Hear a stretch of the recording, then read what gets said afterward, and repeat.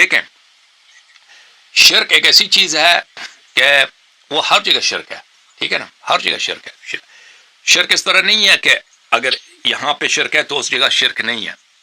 دیکھیں مثلا آپ اگر اللہ کے علاوہ کسی سفید چیز کی پوجا کریں یا کسی کالے چیز، فرق نہیں کرتا سفید یا بلیک ہے اور ریڈ ہے، آپ کسی چیز کی بھی پوجا کریں نا وہ شرک ہے۔ آپ کسی مثلا کسی فرشتے کی پوجا کریں یا کسی جانور کی پوجا کریں، فرق نہیں کرتا، وہ شرک ہے۔ اچھا جی، وہ چیز جو آپ اس کی پوجا کرتے ہیں وہ زندہ ہے یا مردہ ہے، سامنے ہے یا سامنے نہیں ہے۔ ابھی میرے سامنے مثلا ایک فرشتہ نہیں ہے، میں اس فرشتے کی پوجا کرتا ہوں، یہ شرک ہے، اس سے فرق نہیں پڑتا۔ تو شرک ایک عقلی چیز ہے، ایک ایسی چیز ہے کہ اللہ کے علاوہ آپ کسی اور کی پوجا کریں، اللہ کے ساتھ اس کو شریک بنائیں، تو وہ کوئی بھی چیز ہو تو وہ شرک بن جاتا ہے۔ لیکن جہاں تک مدد مانگنے کا تعلق ہے، اگر یہ شرک ہو نا، اگر یہ شرک ہو تو اس کو ہر جگہ میں شرک ہونا چاہیے، ہر جگہ میں شرک ہونا چاہیے۔ میں آپ سے مدد بھی طلب کروں نا، وہ شرک ہونی چاہیے۔ الحمدللہ والسلام علی رسول اللہ، اما بعد فإن خیر حدیث کتاب اللہ۔ میرے مسلمان بھائیو السلام علیکم ورحمۃ اللہ وبرکاتہ۔ میرے بھائیو، اللہ رب العزت کے علاوہ کسی کو بھی غائب میں مدد کے لیے پکارنا یہ صریحاً شرک ہے، اور اس کی سب سے بڑی دلیل سورۃ الفاتحہ کی آیت نمبر 4 ایاک نعبد و ایاک نستعین ہے۔ لیکن میرے بھائیو، اہل سنت بریلوی مکتبہ فکر اور اہل تشیع مکتبہ فکر سے تعلق رکھنے والے لوگ اکثر و بیشتر اس آیت مبارکہ کے خلاف باطل تعویلات کرنے کی کوشش کرتے ہیں اور اس کا مفہوم و مطلب بدلنے کی کوشش کرتے ہیں۔ ابھی آپ نے اہل تشیع و مکتبہ فکر کے حسن علا یاری صاحب کی ویڈیو دیکھی، جس کے اندر انہوں نے ایک لاجیکل بات کرنے کی کوشش کی ہے، ایک ٹیکنیکل پوائنٹ جو ہے وہ ہائی لائٹ کیا ہے۔ انہوں نے یہ جو مقدمہ ہے غیر اللہ کو مدد کے لیے پکارنا شرک، یہ جو مقدمہ ہے اس کے خلاف انہوں نے ایک لاجیکل بات کی ہے۔ انہوں نے یہ کہا ہے کہ جس طرح کوئی حاضر ہو اور اس کی عبادت کرنا شرک ہے، اسی طرح جس طرح غائب میں کوئی ہو تو اس کی عبادت کرنا شرک ہے۔ تو اس معاملے میں، عبادت والے معاملے میں حاضر اور غائب کا کوئی فرق نہیں ہے۔ تو پھر اگر غائب میں مدد کے لیے پکارنا یہ عبادت ہے تو یہ عبادت ہر جگہ عبادت ہونی چاہیے۔ ہر جگہ اللہ رب العزت کے علاوہ کسی بھی جگہ اگر کسی سے مدد مانگی جائے، چاہے وہ غائب ہو یا حاضر ہو، تو وہ شرک ہونا چاہیے۔ میرے بھائیو، اس لاجک نے مجھے بھی تھوڑا بہت متاثر کیا، اسی لیے میں نے سوچا کہ اس ویڈیو میں اس کا جواب دیا جائے۔ بات یہ ہے کہ یہ ایک لاجیکل فیلیسی کے تحت لوگوں کو گمراہ کرنے کی کوشش کی جا رہی ہے۔ ہمارے مقدمے کو سمجھے بغیر ہمارا مقدمہ کیا ہے اور ہم اس کے اندر کیا علت پیش کرتے ہیں وہ کوئی سمجھنے کی کوشش ہی نہیں کرتا۔ ہمارا مقدمہ اس کے اوپر نہیں ہے کہ آپ نے غائب میں کسی کو پکارنا نہیں ہے یا آپ نے اللہ رب العزت کے علاوہ کسی سے مدد نہیں مانگنی، اس کے اوپر ہمارا مقدمہ ہے ہی نہیں۔ میرے بھائیوں، میں ایک بڑا دعویٰ کرتا ہوں آپ کے سامنے، غیر اللہ کو مدد کے لیے پکارنا بالکل شرک نہیں ہے۔ شرک کہاں ہوتا ہے اور شرک کب ہوتا ہے یہ آپ آج کی ویڈیو میں اچھی طرح سے سمجھ پائیں گے۔ شرک میرے بھائیوں تب ہوتا ہے جب اللہ رب العزت کے علاوہ کسی کے اوپر بھروسہ، توکل اور یقین ہوتا ہے، ہاں کہ یہ مقتدر ہے، اس کو اختیار ہے ہماری مشکلات دور کرنے کا یا ہماری حاجات پوری کرنے کا، اس کو اختیار ہے۔ یہی بھروسہ، یہی توکل، یہی یقین، یہ شرک ہے اللہ رب العزت کے علاوہ کسی کے اوپر کرنے پر، یہ ہے جو شرک کہلاتا ہے۔ میرے بھائیو، اس بات کے ثبوت میں سورہ الزمر کی آیت نمبر 38 ملاحظہ فرمائیے۔ اس آیت مبارکہ میں اللہ رب العزت نے ارشاد فرمایا کہ اے نبی صلی اللہ علیہ وآلہ وسلم، ان سے پوچھو، یعنی مشرکین سے، ان سے پوچھو کہ زمین و آسمان کو کس نے پیدا کیا، تو یہ جھٹ سے کہہ دیں گے اللہ نے۔ کہو کہ جن کو تم اللہ رب العزت کے سوا پکارتے ہو، اگر اللہ رب العزت مجھے کوئی تکلیف پہنچانی چاہے تو کیا وہ اس کو دور کر سکتے ہیں؟ یا پھر اللہ رب العزت مجھ پر کوئی مہربانی کرنا چاہے تو کیا وہ اس کو روک سکتے ہیں؟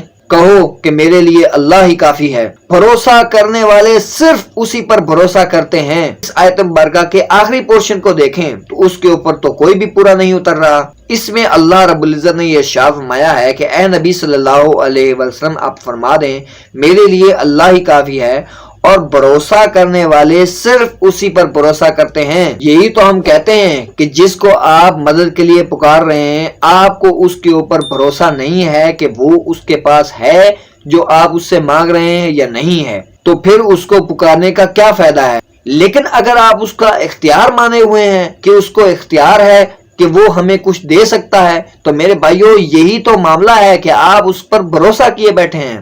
آپ اس پر توکل کیے بیٹھے ہیں. یہ توکل، یہ بھروسہ صرف اور صرف اللہ رب العزت پر ہونا چاہیے، کیونکہ اللہ رب العزت اپنے علاوہ کسی کے اوپر کیا گیا بھروسہ قبول کرتا ہی نہیں ہے. اب یہاں انہوں نے ایک بونگی بھی مار دی. انہوں نے یہ کہا کہ جب ڈاکٹر کے پاس تم لوگ جاتے ہو تو اس سے کیا کہتے ہو کہ مجھے شفا دے دو. آپ کسی بھی چیز سے طلب کریں نا، آپ میں ڈاکٹر کے پاس جاتا ہوں کہ میں بیمار ہوں، مجھے شفا دے دو ڈاکٹر، مجھے علاج کرو، مجھے شفا دے دو. شرک ہو گیا بھائی، نہیں طلب کر سکتے. نعوذ باللہ، استغفر اللہ. یہ اتنی بڑی بونگی ہے کہ میں کہتا ہوں کہ ان لوگوں کو اللہ رب العزت سے ڈر جانا چاہیے. وہ میرے بھائی، اللہ رب العزت کے علاوہ کون شفا دے سکتا ہے؟ آپ لوگ کہتے ہو کہ اللہ رب العزت نے شفا دینے کا اختیار دیا ہوا ہے ڈاکٹر کو، کہ وہ اپنی مرضی سے سب کو شفا دے رہا ہے. میرے بھائیو، ان ڈاکٹروں نے بھی اپنے کلینک کے باہر لکھوایا ہوتا ہے وَإِذَا مَرِضْتُ فَهُوَ يَشْفِينِ، اور جب میں بیمار ہوتا ہوں تو وہی اللہ مجھے شفا دیتا ہے. ڈاکٹر ایک سبب ہے، اور اس کے پاس جو دوائی ہے وہ بھی ایک سبب ہے. ڈاکٹر صرف دوائی دے سکتا ہے، شفا بالکل نہیں دے سکتا. کل کو تو آپ یہ بھی کہیں گے کہ جو ڈاکٹر کسی کی ڈیلیوری آپریٹ کرتا ہے تو جب اس کا ڈیلیوری آپریٹ ہو جاتا ہے تو اس کے بعد وہ ڈاکٹر اس عورت کو اولاد دیتا ہے. ڈاکٹر کسی کو اولاد دے سکتا ہے؟ اپنی عقل کا علاج کروائیں. اسی کے لیے پیر نصیر الدین نصیر رحمۃ اللہ علیہ نے ارشاد فرمایا تھا، اللہ کے عاجز ہو جڑا نظام چلایا ہے، اللہ کو معافی منگو، علاج شاج کراؤ، کچھ اپنا علاج کرواؤ، اپنے دماغ کا علاج کرواؤ. دیکھا میرے بھائیو، شیطان کیسے کیسے ہیلے بہانے سکھاتا ہے شرک کرنے کے. میرے بھائیو، مقدی مکاؤ تے گل سرے لاؤ.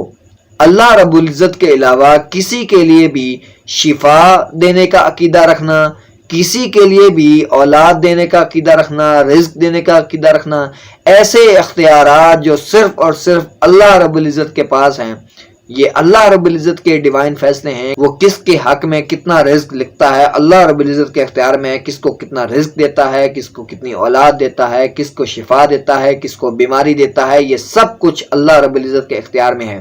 اور جب کسی کو غائب میں مدد کے لیے پکارا جاتا ہے، چاہے شفا کے لیے ہو، چاہے اولاد کے لیے ہو، چاہے رزق کے لیے ہو، تب اس پر توکل کیا جاتا ہے.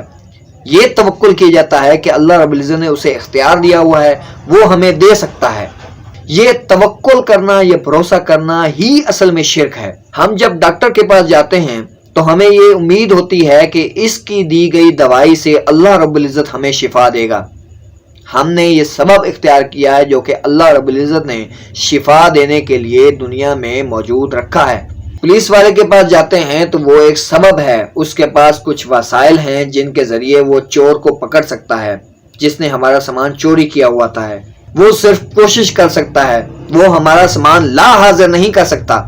غائب کی مثال حاضر کے ساتھ اس طرح دینا بالکل لاجیکلی بنتا ہی نہیں ہے. وہ اس لیے میرے بھائیوں کہ جب یہ لوگ غائب میں کسی کو مدد کے لیے پکارتے ہیں تو ان کو بالکل اس کا ادراک نہیں ہوتا. یہ بالکل اس شخص کو نہ دیکھتے ہیں، نہ اس کے بارے میں جانتے ہیں کہ وہ سن بھی رہا ہے یا نہیں سن رہا ہے. اس کا کہیں ثبوت ہی نہیں ہے. پھر یہ لوگ اس کا جواب دیتے ہیں کہ ہم بھروسہ اللہ پر ہی کر رہے ہیں. اللہ رب العزت نے جب ان کو اختیار دیا ہے تو ہم اللہ رب العزت پر ہی بھروسہ کرتے ہیں. اللہ رب العزت پر بھروسہ تو تب ہوتا جب اللہ رب العزت کو آپ پکارتے اور اللہ رب العزت نے جس کی ڈیوٹی لگائی ہوتی اس کو اللہ رب العزت آپ کی مدد کے لیے بھیجتا. یہ تو ہو گیا اللہ رب العزت پر توکل.